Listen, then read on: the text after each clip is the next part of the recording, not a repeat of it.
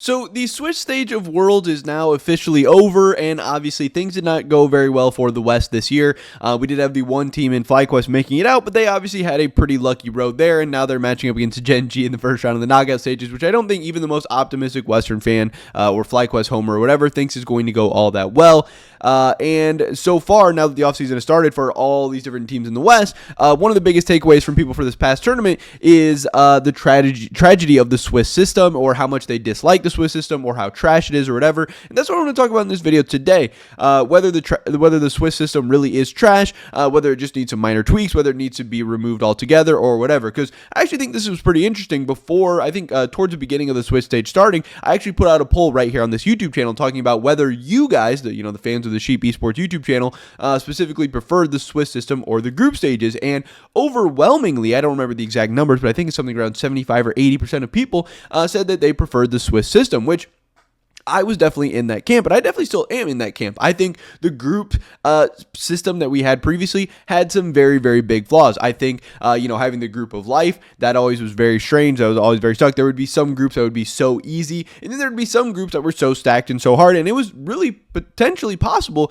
to get like three of the best teams in the entire tournament all into the same group. Three teams that really had a chance to win the entire tournament, with one of them being eliminated. And I don't know if we necessarily ever saw that, but we definitely got very close to that a couple of times, with like top 4, top 5 teams being put in the same groups. And yeah, it made for an exciting group sometimes, but also you could end up in spots in the groups where even though there was only 3 group stage games being played, teams could have ultimately entirely meaningless games. If you had a 2-0 team against like a 0-2 team, where even if the 2-0 team lost, it didn't even matter. That is not fun to watch. That is not entertaining. That is not exciting. And what the group stage also lacked was the best of 3. So the Swiss stage, it's giving us every single game is meaningful. When you're on a race to 3 wins and a race to avoid 3 losses, every single game counts. Every single game matters. There's no meaningless games. There's no games where you could, have fun in draft or swap out a sub or whatever. Like, every game actually matters. And to me, that's very hype and very exciting. Now, obviously, we did see the downside of the Swiss stage in a big way this year, and Western fans definitely felt that very, very largely, because we had TL who made it all the way to the 2-2 stage before ultimately being 2-3 after losing to FlyQuest. Their only wins were against Gigabyte Marines and PSG. Then we had FlyQuest, who made it out to the quarterfinals at Worlds, where their only wins were Gigabyte Marines, PSG, and then also beating Team Liquid. So you also had G2, which obviously most people, I think, would agree, even like Eastern fans or NA fans or whatever, that G2 is probably the best Western team at this tournament. FlyQuest has looked honestly pretty decent at times, but G2 is probably the best Western team at this tournament, and obviously they are eliminated outside of the top 8, while FlyQuest is advancing, and that was because G2 had this crazy gauntlet of a Swiss system. Now, you could argue it's not really possible to have that insane of a gauntlet, because even, some of the tough teams that G2 had to play obviously had either 1 or 2 losses at the time they played them, and G2 did have multiple best of 3 opportunity chances to advance and get out. And ultimately, at the end of the day, my biggest argument in this whole thing is the Swiss system currently in this iteration perfect? No. Can we make changes to make it better? Yes, absolutely, and I'll talk about those in a second. But one of the biggest takeaways for me is Worlds ultimately, at the end of the day, for me, is trying to find a entertaining way to ultimately crown the best team in the world. And I still believe that this current Swiss system and this current world format does do that. Yes, could G2 have been a top 8 team? Should they have probably been a top 8 team? Yes. And should the system probably allow for that to happen? Yeah, I would not necessarily argue against that. But ultimately, at the end of the day, I don't think anyone from Europe or anyone from G2 or the biggest G2 fan or whatever could argue that G2 legitimately had a shot at winning Worlds this year in their current format, in their current iteration, in their current form. And I know I saw some G2 fans being like, oh no, we just need to ramp up as the tournament went on. If we would have made it to knockout stage, we would have had more time to scrim and more time to evolve and change and blah, blah, blah. It's like, yeah, I don't really believe that. I don't think so. I think G2 is a top 8 team this year, not a top 2 or 3 team in the world this year. So ultimately, I don't think the Worlds format got that wrong, in the sense that I don't think the Worlds format should be aiming to rank the teams from 1 to 16. I think the Worlds format should be trying to find the best team in the world, and then also finding an entertaining way to do that. Because ultimately, at the end of the day, sports and esports and any form of competition, they are competition. You want them to have competitive integrity, which, like I said, I still think this system is maintaining currently by we're probably going to find the best team in the world from this format.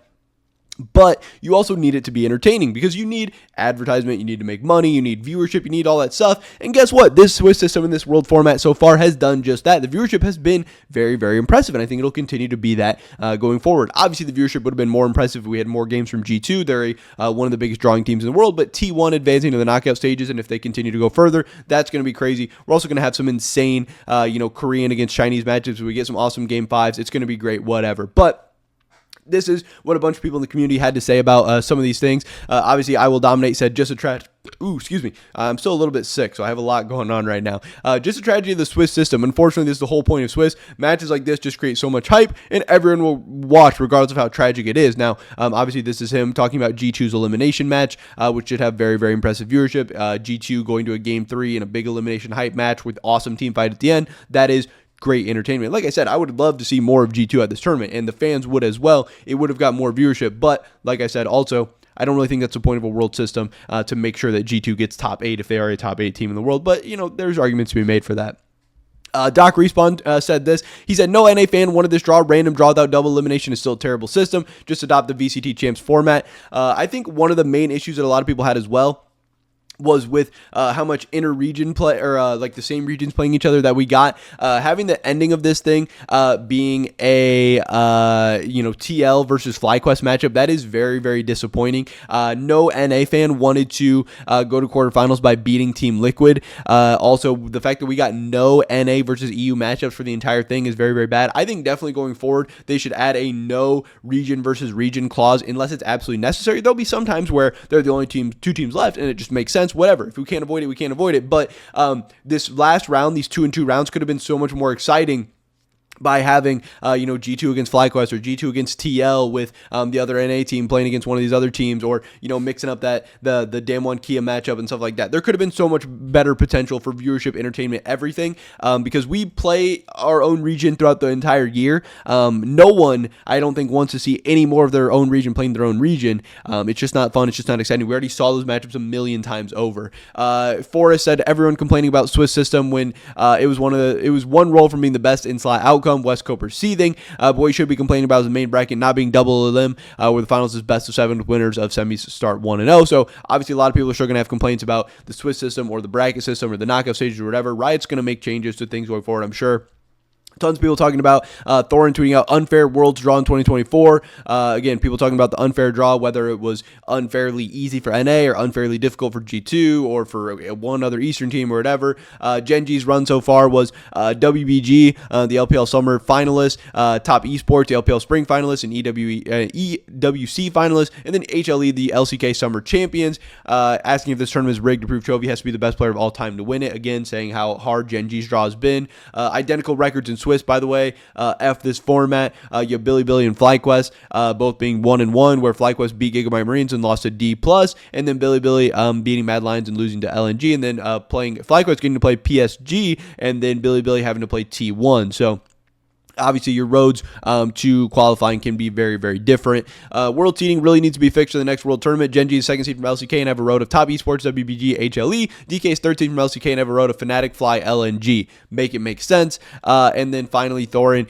Worlds has had some good games so far, and seeing so many matchups between top regions, what the game has always lacked. Should be happening in best of threes largely, though. So, again, there are definitely some people pointing out the downsides of Swiss, but people pointing out the good sides as well. So, yeah, I don't know. I think hopefully I've shared most of my thoughts and opinions on this thing. I want to hear your guys' thoughts and opinions as well. Do you like Swiss? Do you want to see the Swiss system removed, just altered, tweaked, whatever? I don't really know, but I think there has been a lot of strong reactions, obviously from people upset, rightfully so, about the different Swiss drawings, how it went this year. But again, these things are random. They'll always be different. Sometimes teams are going to get easier, hard draw, whatever. And again, I do think there's ways to refine and tweak this to make it a little bit more optimized. But overall, I still think the Swiss system is very, very good for competitive integrity overall and for viewership-wise and entertainment factor. And I think it's miles ahead of what we used to have with the old group stage system. So for me, I still really like what we have going on. Like I said, I hope we make some small changes going forward, but I hope we don't scrap the Swiss system altogether just because we had some kind of wonky draws this year. But that's pretty much it for this video today, guys. Hopefully catch you in the next one. Until then,